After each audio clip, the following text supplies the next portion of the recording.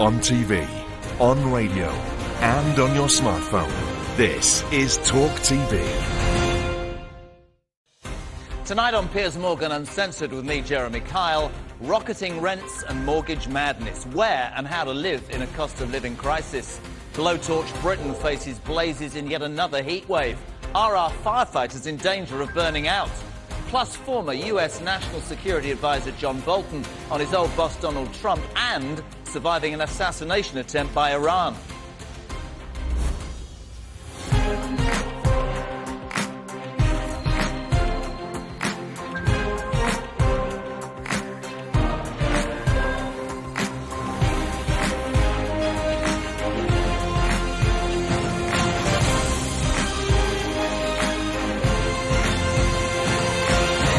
Good evening, my friends, and a big welcome to Piers Morgan Uncensored with me, Jeremy Kyle. First tonight, though, very importantly and very rare, a missing persons appeal. We don't normally do this on Uncensored, but authorities, my friends, are urgently seeking information which may help them locate the leader of the British opposition. Sir Keir Starmer is described as pale, stale, a white male who is apparently 5 foot 8 inches tall. His closest allies, I'm looking for him, have described him as extremely boring. His hobbies include having a curry and a pint, but only at business meetings. And whilst his Labour Party colleagues once infamously said, "Never waste a good crisis, Keir," at this moment of utmost strife and in the total absence of a functioning government, the opposition and this man are nowhere to be seen. Now, if you have any information, I implore you, this is massively important. Sir Keir's whereabouts matter to the nation. Cheap it is, but you can tweet me at @JKyleOfficial. Anything for an extra, No rewards. The budget was spent on this. Honestly, useless. They used to call this man Captain Hindsight. Judging by what you're about to see, I reckon when he gets back, if he gets back, if we ever find him again, they'll call him Captain Hypocrite. I want to see these issues resolved, and my criticism is really of the government because it's inevitable, I think, when you've got a cost of living crisis, that so many working people are concerned about their wages. I understand that. I understand the concerns. The role of government is to do something. The role of government is to do something, and the role of the opposition is to give a creditable alternative. So, Sir Keir, the Labour Party in general, where are you? Why would we vote for you? Give us a reason. If you see him, at @JKyleOfficial, we want to find Sir Keir Starmer. Right. First tonight, our series on the cost of living crisis continues. Tonight, we thought we'd concentrate on the housing market. Now, the situation is so bad, this is true, you can now apparently buy a whole Scottish island with its own lighthouse and a helipad for less than 2/3 of the average London house price. Check this out. This is Plada Island. It's a private island which has just gone on the market for 350 grand. It's about 30 miles from Glasgow and features not only a 5-bedroom house, but the entire 30 acres of land surrounding it. Although the current lighthouse keeper did tell us it does need a bit of an update, apparently it's worth it. And listen, at the end of the day, I might think this show might buy it and put Nicola Sturgeon at the top. Listen, joining me once again, financial expert Gemma Godfrey. How are you? Good, thank you. And also star of Homes Under the Hammer, good mate of mine, Martin Roberts. Good evening, how are you, sir? Good evening, I'm very good, sir. I want to be on the island. What, with Nicola Sturgeon or on your own? Yeah, no, we'll pass on that one. Both of you welcome, but let's just talk, Gemma, firstly. Rates are rising, mortgages are more expensive. There are so many problems in the housing market. I might just say, and I'm being completely honest, Tobias Alexander, an estate agent, was booked to be here tonight next to you. Unfortunately, he didn't make it. Apparently, he tried to get a train, but there were no drivers. He tried to take his car, but he couldn't find any petrol, and it literally all went horrendously wrong. So you're on your own, but we've got Martin. If you've got a mortgage right now, what's the best thing? If you've come out of a fixed-rate mortgage, if you look at everything that's going on, the bills that are on the way, what's the correct way to behave, Gemma?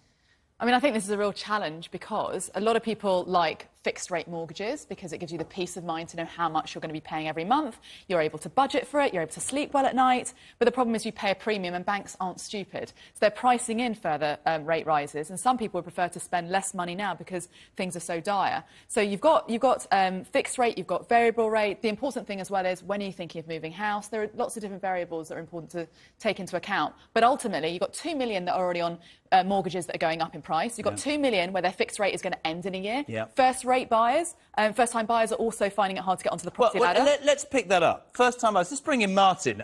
You know, Homes Under the Hammer hosts, you know more about property than anybody. But there is an argument, Martin, right now that it's almost impossible to get on that property ladder. And more people are turning their back on trying to even attempt to get a mortgage and renting property. And in terms of this financial crisis, one then wonders what landlords are going to do. Are they going to swallow these increases? How difficult is it for people to get on that property ladder, buddy?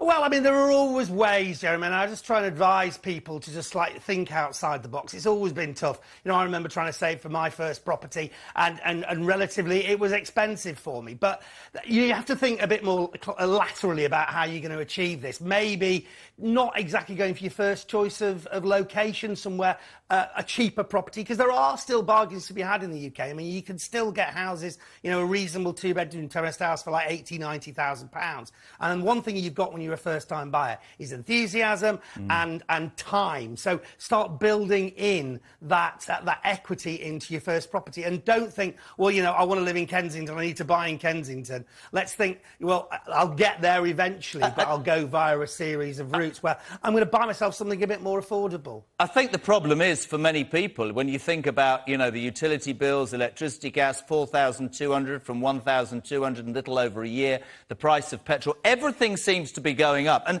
I just wondered, from your point of view, what is driving up the cost of housing? I know you're big on, you know, the government said they build 300,000 more homes. That hasn't happened. Do we need to build more to make it more affordable, Martin? Absolutely, because that is the reality. There isn't enough property available. And in any kind of economy or any kind of economic environment, if there's a rarity of a product, that product then obviously goes up in value. The numbers of houses that are for sale is just a tiny fraction of what it was. And I think most people's experience is, if you go to buy a house, before you've even had a chance to see it, somebody will have bought it. It's really scary. But that does not create a buyer's market. That creates a seller's market. It is really, really tough. I get that. I think it's worth persevering, though, because, as you quite rightly said, landlords are struggling too. They're seeing increase in their bills. They're seeing things they can't mitigate against taxes and all that kind of thing. So rents are naturally going to go up, and you've seen that. So I still think it's worth doing whatever you can to get yourself on that market. And what I say to people is, don't give up hope, because there are ways of achieving it. And if you're shouting at the television now going, yeah, it's all right for him to say that, honestly, there are ways you can do it. Do not give up hope. Completely agree. Gemma, what about some tips? I mean, how can you make your house more attractive to a seller? Martin's right. It's a ridiculous market. It has been. It's peaked. It's probably going to start down. I want to know what you would say to people who are thinking, I want to get my house sold to move on up the ladder, but I just can't. What can we do? I mean, obviously, things like, you know, improving how attractive it is when people first walk in. I mean, that old cliche of, you know, cooking bread or whatever. But it does, you know, it's those simple little things, I think, that can help sell a house. But what's really interesting is that there are also things that you can do to try and help build up a deposit for your next home as well while you're in a house. So, for example, things like renting out your driveway is quite a good way to make money. There's also renting out a spare room, or obviously the whole house when you go on holiday. And all these little things can really help people. And there are also, for people to get onto the ladder in the first place, you know, help to buy schemes. There's also LISAs, which is lifetime ISAs, where the government gives you a little bit of money as well every time you save a certain amount. So there are schemes out there to try and help. But ultimately, you know, trying to help find your dream home, it can take 1 or 2 or 3 different steps. Brilliant. Martin, you were nodding your head. What sort of tips would you give to people watching this tonight? Well, in terms of selling, one of the simplest things I've come across is the creation of like a little pack of information for somebody coming to your house. What was it about the house that you really loved that made you buy it? What are the local amenities? You know, when you go into a hotel and there's like a pack of information, if you are looking to sell quickly, and I think it's not too difficult at the moment, but an information pack you could give people. But in terms of thinking how else you could maybe get on the ladder, what about linking up with relatives who've maybe got money in the bank and saying to them, I'll tell you what, why don't I cut you in on a bit of a deal? I've got the energy, I've got the enthusiasm, I'm going to find a property, I'm going to do it up. We can share the profit if you help me buy that property. And then you start building your own equity. So you might find people out there who are still getting diddly squat in terms of their savings who would buy into that plan. And as long as it's all written down, as long as everyone understands what's in it for everybody, that can be a really good way to do it. Or just link up with friends. And again, as long as it's sorted out between you and it's written down exactly what the deal is, you can actually do a joint purchase with somebody. And that can be another way just to get you started. Yeah. You know, you don't have to get your ideal solution right at the beginning. Really interesting. Gemma, I was reading a statistic today. Britain is ranked so low in home ownership in the 35 European countries, really, really low down. Would you buy a house?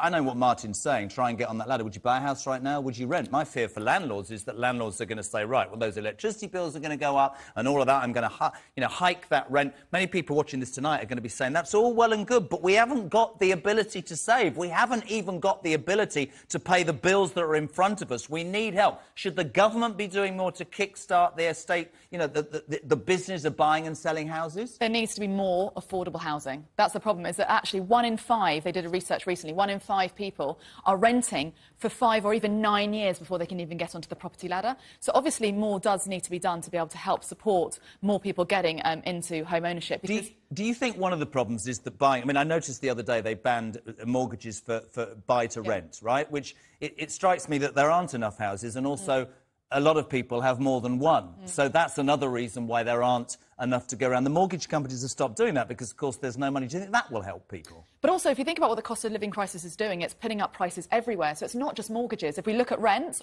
are over 9.5%. It's almost 10% higher than they were a year ago. So it's becoming painful on all fronts. So actually, a lot of people ask me, oh, there may be a housing price correction coming. Should I just wait a bit? The problem about waiting is you're eroding all your money on rent if you're lucky enough to be able to be saving towards a property. And if you want to get on the property ladder, timing the market is so incredibly hard. And some people don't have that luxury. They just have to wait and try and save as much as they can. It's been brilliant having you on all week. You won breakfast with me tomorrow. We're getting depressed, but we're trying to be completely honest. Martin Roberts, thank you very much indeed.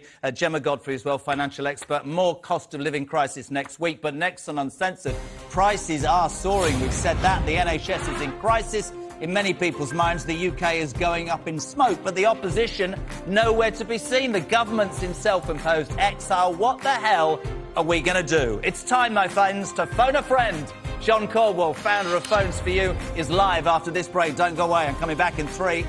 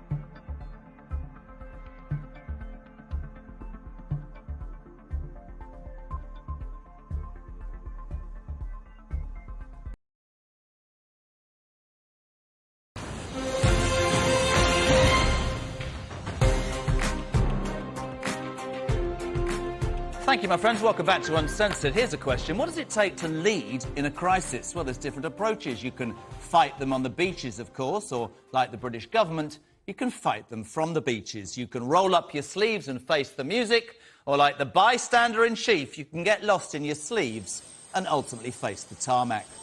Some of the great crisis leaders make the big decisions without skipping a beat.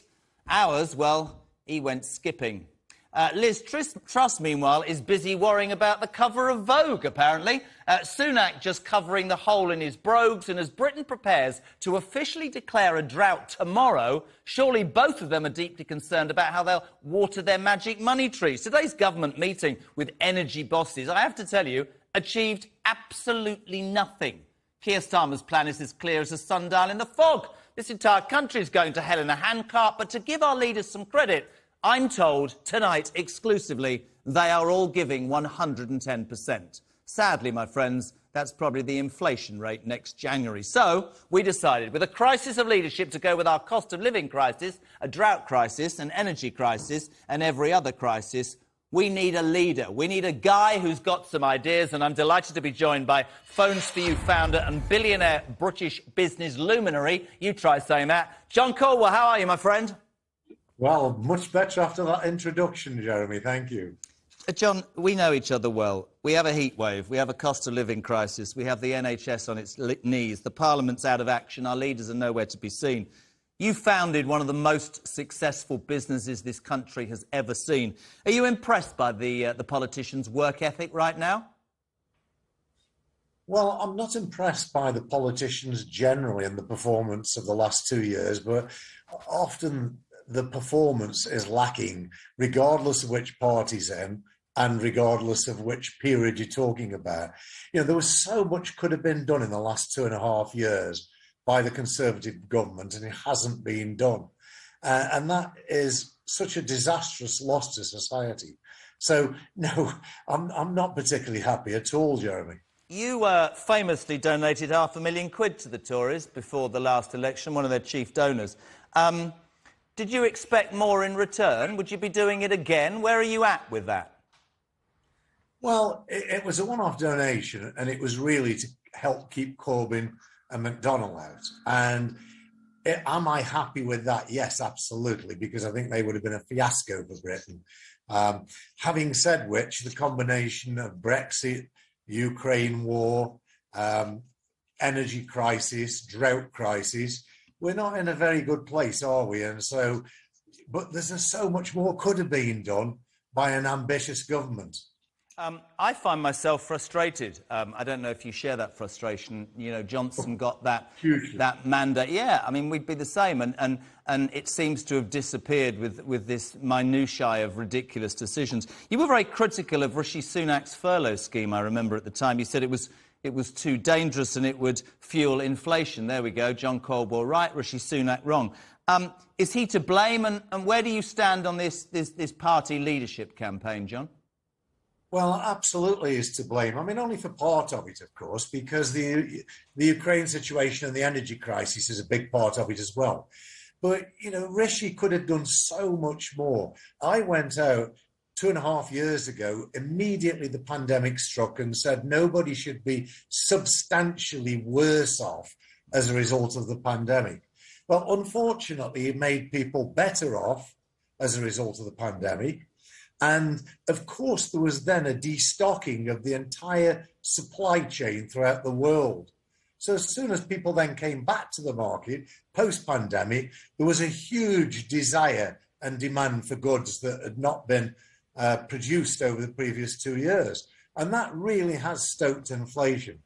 But also, in addition, he neglected 3 or 4 million, I don't know how many of the 3 or 4 million that are so-called forgotten or so-called excluded, but he certainly neglected some of them and made them substantially worse off.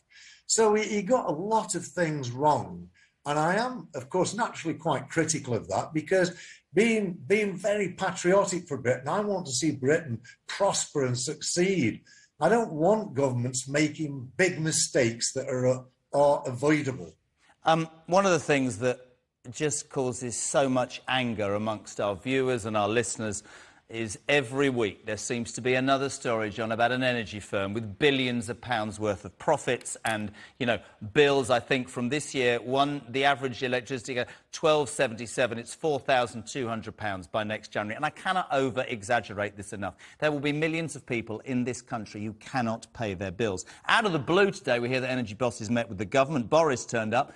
Windfall taxes were ruled out. Apparently the meeting ended with no agreement. As a businessman, a successful businessman, unless I'm missing the point, you need to keep your customers happy. Do you not think that the government should put pressure on these energy firms to give some of those ridiculously large profits back to the very people, the consumers, that have them where they are? I do, absolutely. But there is a very, very difficult dilemma here, because I was a great advocate of windfall taxes on those companies during the pandemic that benefited enormously out of the fact that all the shops were shut and everybody was driven online.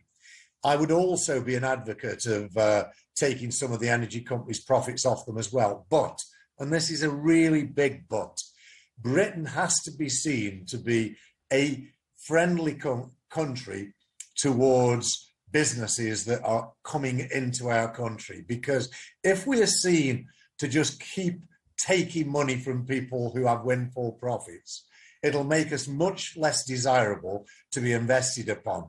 So I don't actually have the answer for that, but I do think there is a cause for windfall taxes. I do think they could be implemented as a one-off, as long as a guarantee was given then that that same type of tax wouldn't occur in the future years, maybe a decade or so. Because you've got to give people confidence that they can build a business in Britain without suddenly losing profitability. I get but that, at the John. same time, they've made a fortune. I get that. One final question, and it is always a pleasure to pick the brains of somebody. I mean, you should be Prime Minister tomorrow because you'd turn up. You're one of the biggest single taxpayers in this country. I want you, because you are a self-made man, I want you to address the men and women of this country watching Talk right now and saying, he's a billionaire, I'm being straight, Kyle's on the telly, I am struggling, I'm a jam, just about managing, I've got 2 kids, I literally have got a few quid left at the end of the week when I've paid this, that and the other. I'm not getting any handouts, I'm not getting anything, I see this every single day, energy, petrol, food. I'm really at the end of my tether. What message, John Caldwell, would you give? And this is the sort of message that the government should give. What would you say? Well, I think the government really do have to help the people at the very bottom of the food chain and help them substantially. We should potentially be looking at minimum wages in this country and whether to implement a new minimum wage. But certainly, as an emergency measure, we should be helping out dramatically with the energy crisis. But I think we will do that. But we shouldn't be giving it to everybody because a lot of people can afford it and it is a real cost. So we should be giving it to those people that really cannot afford to pay their way and are really going to struggle. And I think the government will do that. At least I really hope so. John Caldwell, that's what I call real leadership. They're talking and giving practical advice. We really appreciate you joining us tonight. Thank you very much indeed. Really appreciate that. Where are our politicians? Nowhere to be seen. John Caldwell on the television saying, this is what I do. Thank you, my friend. Right, my next guest is lucky to be alive. Well, he had a price on his head, $300,000 to be precise. Yes, this week, an Iranian man was charged by the United States with plotting to kill former President Trump's national security advisor. The plot is thought to have been retaliation for the killing of Revolutionary Guard commander Qasem Soleimani by the US military in 2020. The Iranians say, no, these allegations are baseless. The target was former US National Security Advisor John Bolton. He's very much alive and kicking, which is the delightful piece of information. And he joins me now. John, welcome to Uncensored. Thank you very much indeed. Glad to be with you. For all kinds of reasons. I love the fact that when we were doing the research today, and I was like, oh, my goodness me, we're going to be talking to Trump's ex-national... They said the first thing you've got to ask him is apparently he's really annoyed that the bounty on his head was only $300,000. Is that right, sir? Sure. I mean, I would have hoped that for all the trouble I'd caused Iran, it would have been higher, but maybe they're in deeper economic trouble than we thought. On a serious note, why would Iran want to kill you, John Bolton? Well, it's a terrorist regime, and it's not me alone. There are many other former government officials that have been targeted. And not only former government officials, an Iranian American, an American citizen now in Brooklyn, New York, was the subject of what was unquestionably an attack about 10 days or 2 weeks ago because she was writing critically of the government of Iran for its policy on women. So this is not a state sponsor of terror. This is a state terrorist government, and it's unprecedented in its reach. It has carried out terrorist operations in the Middle East, in Europe, but now trying to kill Americans on American soil.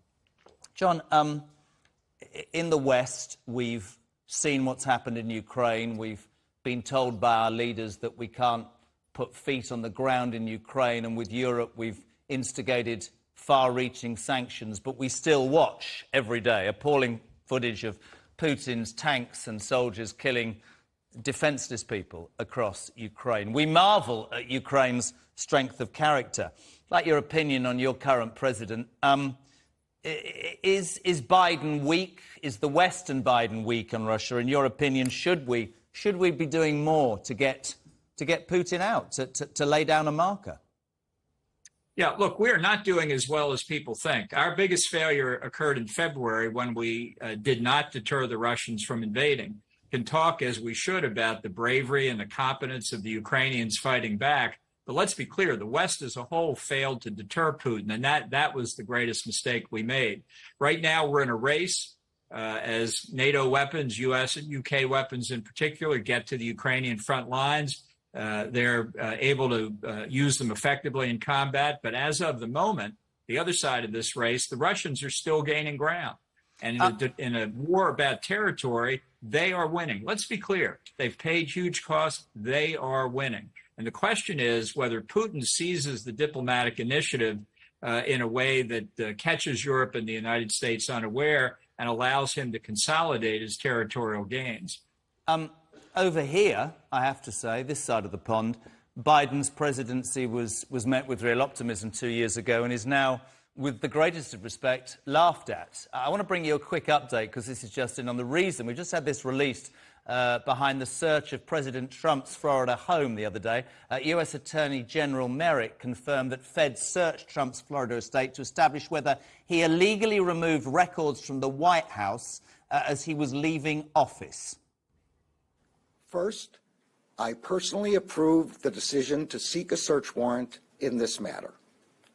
Second, the Department does not take such a decision lightly. Where possible, it is standard practice to seek less intrusive means as an alternative to a search and to narrowly scope any search that is undertaken. Third, let me address recent unfounded attacks on the professionalism of the FBI and Justice Department agents and prosecutors. I will not stand by silently when their integrity is unfairly attacked.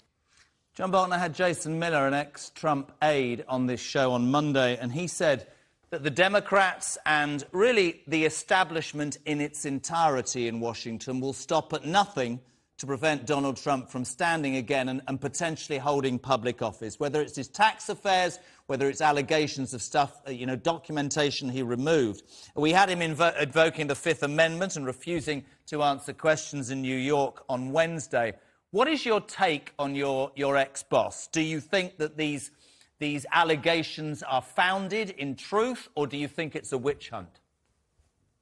Well, I don't think it's a witch hunt. I think there's much we don't know. You know, the tradition in the United States, as it is in Great Britain, is that criminal investigations and prosecutions are carried on in silence, in private. The Department of Justice, in our case, doesn't give a running commentary on what it finds.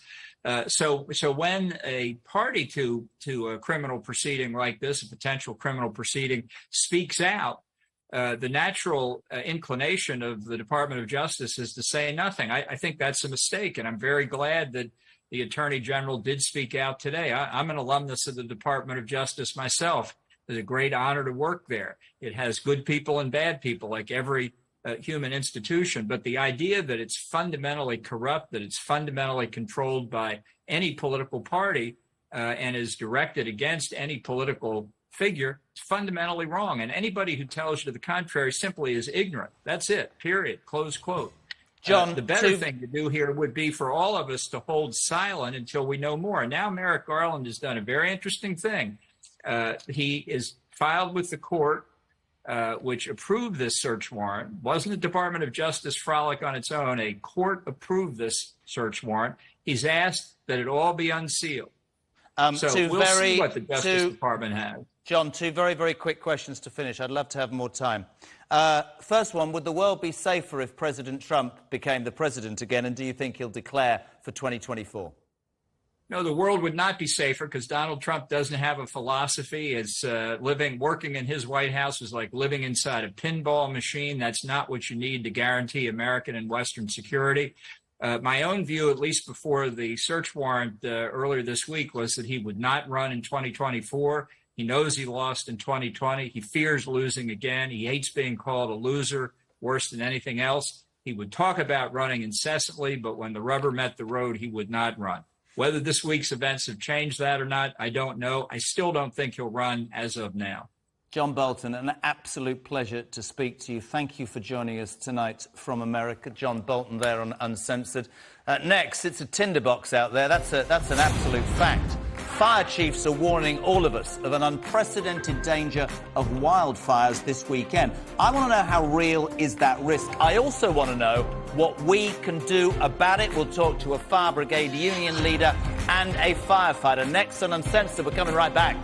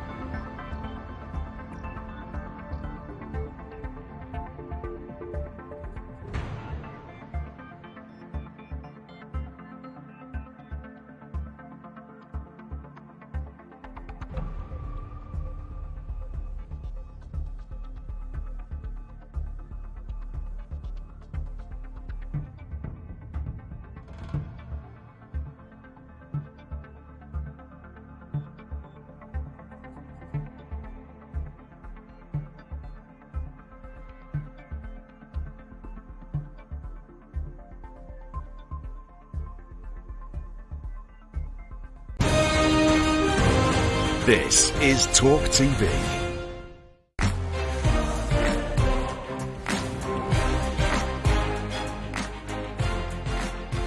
Welcome back. Now, we used to say that Britain basks in glorious sunshine. Now, it's fair to say that Britain burns. Wildfire season has long been a summer peril in southern Europe, in California, in Australia. But is it now becoming a grim reality for the United Kingdom? On Tuesday, the Met Office issued an amber warning for extreme heat this weekend, with temperatures expected to hit 36 degrees Celsius. Experts tell us that tinderbox conditions have created a risk of exceptional fire severity across large swathes of this country. Now, this August heat wave, hot on the heels of the driest July since 1935, has drained reservoirs, rivers and lakes, and millions of people in the south of England could be under a hosepipe ban in the coming weeks. Part of the country are also expected to, tonight, be declared as officially in a drought. Delighted to be joined now by Andy Dark, Assistant General Secretary from the Fire Brigades Union, and firefighter Stuart Gillen from Dorset and Wiltshire Fire and Rescue. I'd like to start with you, Andy. We don't want to scare people, but we want to be realistic. How dangerous is it right now in the United Kingdom, and what should people be doing to help your service? I think it is extremely dangerous. We are lucky in England, in the UK, that actually we don't lose many people in fires, in wildfires. However, they're becoming so severe, and I think fire and rescue services are so stretched. We've been really lucky this year in as much as we've had severe fire, we've had severe water shortage, but it hasn't been coupled with extremely strong wind. That third factor could mean that we end up with more experience of, as we did in, say, Wellington in the east of London, where I think it was 14 houses in that row burned to the ground from a wildfire on the edge of London. I mean, it is incredible. So it is dangerous. Interestingly, Stuart Gillian, I bring you in Dorset and Wiltshire Fire Service. You were shaking your head. Do you not agree with Andy Dark? No, I wasn't shaking my head, Jeremy. No, I agree with Andy. The risks around wildfires are increasing, and naturally going to increase with this extreme bout of dry weather that we're having. The ground is tinder dry, so they are significant risks. However, appropriately resourced, we are able to deal with that risk. What would you say to people? For you and your colleagues on the ground, we're out to protect as many people as we can. What can the British public, Stuart, do to help your colleagues and you? Well, we're asking the public to be responsible when they're enjoying the outdoors. You know, we have beautiful counties, beautiful coastlines, beautiful inland sites across the UK, and we're asking people when they're enjoying the countryside to enjoy that in a responsible fashion. We're advocates of not using disposable barbecues, don't have open fires or campfires, because very, very quickly in these conditions, a small fire can be out of control and lead to a significant wildfire incident. And we've had a significant incident in May of 2020 at Wareham Forest in Dorset, where we had an area equivalent to the size of 230 football pitches that was alight and we had to deal with for a number of weeks. And that incident was caused by a campfire left unattended on the edge of the forest with the high winds. As Andy just mentioned, we had all three of the sort of attributes for a significant, the perfect storm for an incident with the high winds. Andy, so you heard me. We asked people to enjoy our countryside responsibly. Quite right, and you would expect and hope people would do that. I don't believe in a nanny state. I think people should take responsibility. Andy, you saw me say in the introduction that, we're used to this in southern Europe, in California and Australia. Is the fire service equipped for these wildfires? Do they have the resources? Do they have the equipment? Do they have the experience to deal with these issues? Certainly the experience, certainly the commitment. I think one thing that is missing that we are noticing is that the fire service has been cut by 20% over the last 12 years. It's a fact. At a time when it probably should have been building. We should really crew and resource our fire and rescue services for the worst reasonable, it's got to be reasonable scenario, the worst reasonable scenario, and not just the everyday trickle, shall we call it. And we're not. We really do need to have more firefighters on the ground to basically get a heavy weight of attack early to extinguish the fire and not allow it to develop, these fires and develop and grow. You would expect me to ask this question. Why aren't there more firefighters? Public service cuts. I mean, there's no other excuse or reason for it. I think it is a real mistake. I think it's not economic efficiency. Is that attendance times at to fires of all kinds, not just wildfires now, are getting longer. It does mean that we're intervening. It takes us longer to intervene and extinguish the fire. That's more damage, more businesses and homes damaged. It does mean that injuries and deaths that could be reduced even further than we have been doing. There could be a better experience there. But in terms of the fire service in relative terms is really cheap. It really is. It's very efficient. But in terms of the economic loss, in terms of people's lives, in terms of their jobs and businesses, it really is a false economy to cut the service in the way it has been cut. I agree with that. Stuart Gillian, I'll just bring you back in. I never understand the United Kingdom. We seem to have the wettest winters ever, right? We seem to have salination parts we don't know anything about. We seem to pump water into the North Sea. One of the biggest things that we're told with these droughts coming in the south and then perhaps further north is that we're going to run out of water. Is that a concern for firefighters on the ground, that actually we will run out of water? What can you say to people watching tonight thinking, good Lord, that could happen as well? I wouldn't say that we would run out of water. What I would say is that we plan for these events. We work closely with our local authority partners across Dorset and Wiltshire, and we plan for events such as these, and we enact those plans by looking at the risks of the significant wildfire warnings. The fire severity index has risen. The alert has gone up to a red this afternoon, and we have had subsequent meetings following that information. I've been in the service 27 years, and water supply issues have never occurred in my service. We have a number of avenues we can go down in terms of locating water supplies, natural water sources. Obviously, the Dorset coastline provides us with an abundant water supply, but we also have options to use air support in larger scale incidents. So I'd like to provide the public with the reassurance that we know where to get the water from, and we don't suffer from inadequate water supplies. Okay. I understand. You're absolutely saying to people, don't panic because you don't want to scaremonger. Just very quickly, does it not annoy you sometimes that people don't take responsibility? Very simply, from the fire service, you would hope, I think, that people do the right thing. Would that be a fair question? Absolutely fair question. We ask people, we've all got a responsibility to look after ourselves and our environment that we live in. The devastation caused by wildfires, wherever they are in the UK, is huge. It's huge to human life, it's huge to the environment and to the natural habitats. And these wildfires take years to recover from. Yeah. So we all have a responsibility. We advise you, bring a picnic, don't bring a barbecue.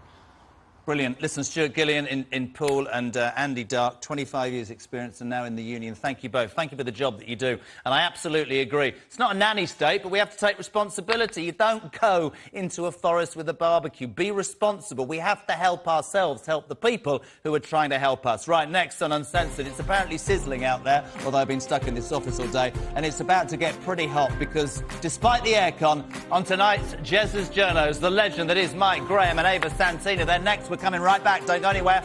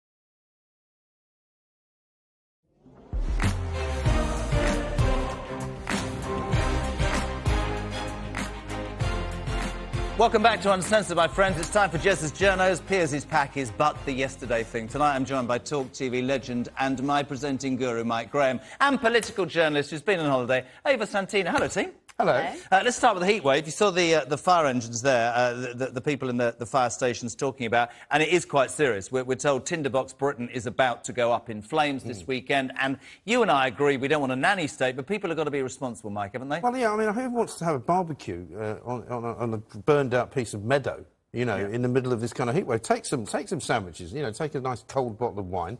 But equally, you know, people get very hysterical. I was looking at this fire in Essex today, right? Yep. It was 87 square metres. That is about the equivalent of the size of 2 penalty areas on a football pitch. They talked about firefighters, you know, dashing out and putting this inferno out. It took them an hour.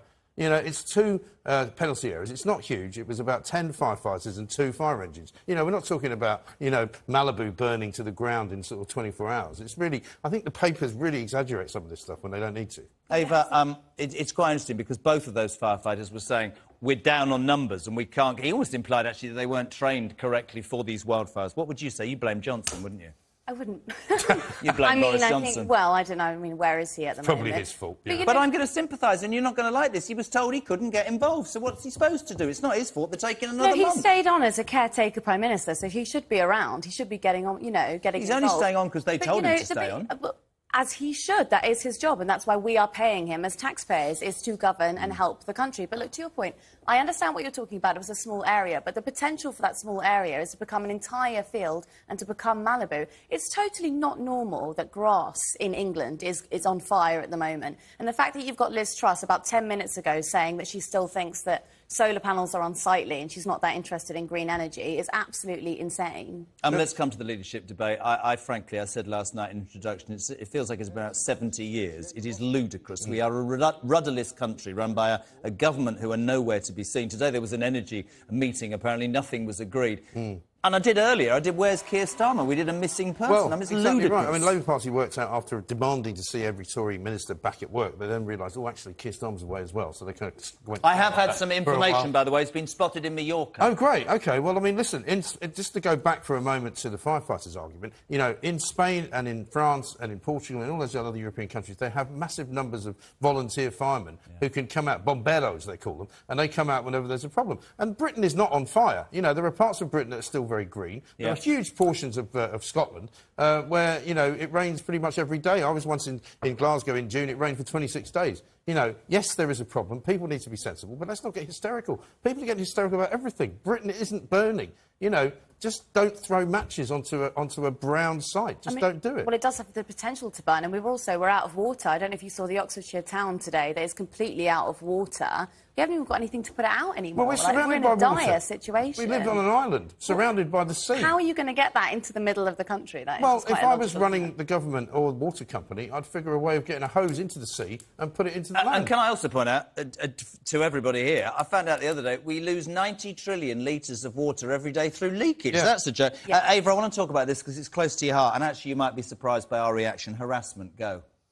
Which bit of it? The part that I was harassed, like, I mean, even on the way here, actually. But yesterday I had a really awful incident outside Tottenham Hale Station, and unfortunately the British Transport Police couldn't do anything about it. Tell us what happened. Well, it's too rude, actually, to say, but it was very physical, and it was quite carnal, actually. That will give you a little hint about what was said. But, you know, I was told to ring the Met Police and report it there. I know that the CPS have come out yesterday and they've outlined, you know, that we should be reporting these and we should be going further with sexual harassment. But at the end of the day, like, do you really want to be bothering the police with this? Like, do they have enough time? Like, I don't know. Obviously, that is a very specific case and personal to you, and we will try and do whatever we can to support you. Can I talk about wolf whistling? Because, you know, this is such an emotional subject, as women of all ages are saying that men wolf whistle at them and they feel offended and it's fundamentally wrong. That would be your rightful opinion, yes? But, well, I think that the two are the same. I think it's all harassment. I think it's quite feral that a man would want to wolf whistle at you when you're walking down the street. I mean, what kind of person can't control themselves that they have to leer and physically shout at a woman? That's quite obscene, in my opinion. Mike? Yeah, I think she's right. I mean, I can't imagine why anyone would want to do it. I've got a daughter. You know, when she was younger, she was about 14 or 15, we were in New York quite a lot. People would be leering out of car windows at her because, you know, she was 14, she was quite a good-looking young woman. And I was appalled by that. And I've never, ever in my life ever dreamed of wolf whistling anyone. Well, I'm going to add a caveat. And I've got 2 sons who would never do it either. I've got 2 sons. I wouldn't...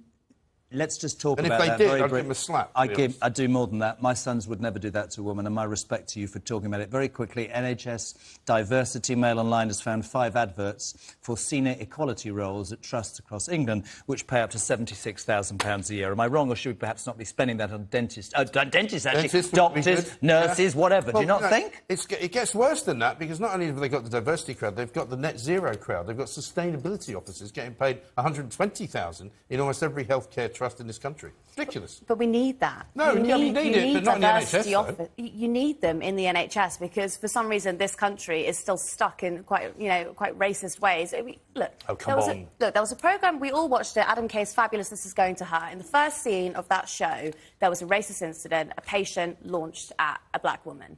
That is the case for a lot of doctors up and down the country. You need those diversity officers in there. I think I would probably answer that in this way, and it's the same way that I answered the climate. I know there's a situation in terms of climates. I know there's a situation still in terms of harassment and the need to try and understand more. The problem is, and we've only got 1 minute, people in this country, all over this country, cannot pay their bills, they cannot put petrol in the car, they cannot take their kids to school, they cannot do anything. And right now, I want to say that there is surely a reason for saying that's a little bit more important right now. Also, you would want, surely, out of that money, 15 more nurses, because I would right now. I don't think that you can compare it like that. I don't think that you should scrimp on diversity or like, you know, offering something that's not racist just because you can provide an extra nurse. Also, we don't even have nurses that want to come and work in the NHS at the moment, so the staffing isn't even there, like, you know, regardless of funding. I think you're both great. Final word, Michael Graham? Well, the thing about racism is that there will always be racists. You will not cure racism by having diversity officers. The people who are racist are always going to be racist until they die. And when they die, they won't be racist anymore. It's as simple as that. I love you 2 together. Thank you for sharing your story, and I meant what I said. I hope you get the support you deserve. We'll see you tomorrow. You're not working tomorrow, are you? I'm doing the show after yours. Oh, we're on breakfast tomorrow morning, you lucky people. That's it from me. Thank you to Ava Santini. Thank you to Mike Graham. Thank you for another week. Back tomorrow at 8 o'clock. By the way, whatever you do tonight, whatever you do this weekend, Piers told me to say it. Keep it uncensored. We're back tomorrow at 8 o'clock. Have a great night. Ta-ra!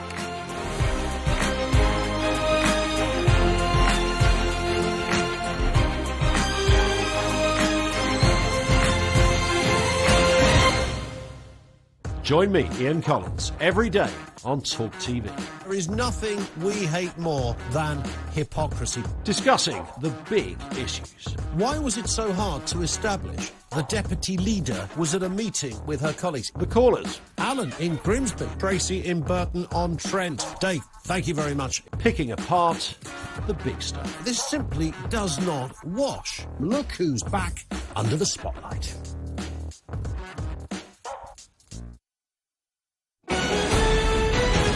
This is Talk TV News.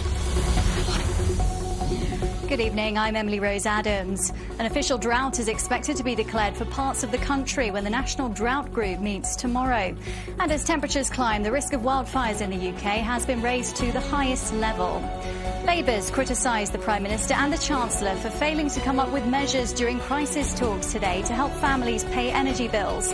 Boris Johnson did say he urged the sector to ease pressures. New forecasts suggest that average gas and electricity bills could soon hit £5,000 a year. And more than 30 people have been injured after 2 roller coaster trains collided at Legoland in Germany. 2 people are said to be seriously hurt in the incident. Reports suggest 2 trains hit each other on the park's Fire Dragon ride. That's all for now. We'll have more after the talk.